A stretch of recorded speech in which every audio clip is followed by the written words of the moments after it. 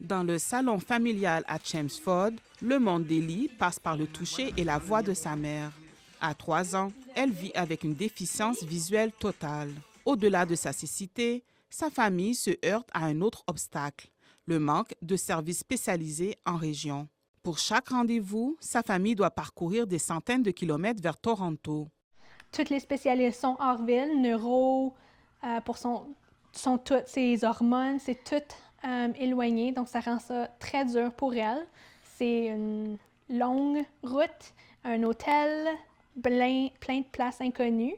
Ellie n'a pas développé un rythme de sommeil normal. Ses nuits se fragmentent toutes les 2 heures et la famille est épuisée. Mon conjoint travaille 6 jours sur 7, donc c'est moi qui fais la plupart des nuits.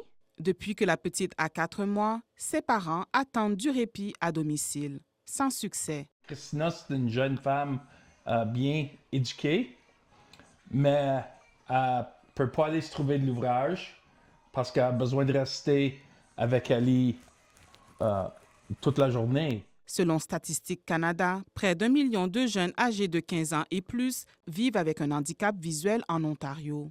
Les données sont cependant inexistantes chez les moins de 15 ans et aucune répartition régionale n'est disponible. Un vide que dénonce l'avocat et militant David Lepofsky. And the Ontario government are embarrassingly and horribly behind.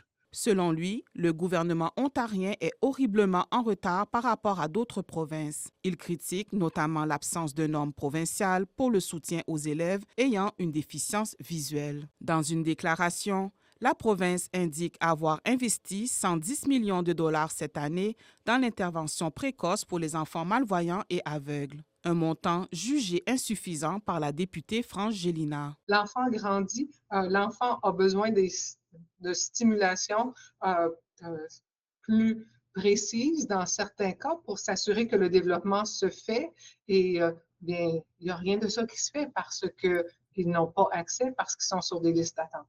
En attendant, Christina raconte son quotidien et celui d'Ellie dans un blog, une phare pour d'autres familles et un appel clair aux décideurs. Ici Déborah Saint-Victor, Radio-Canada, Sudbury.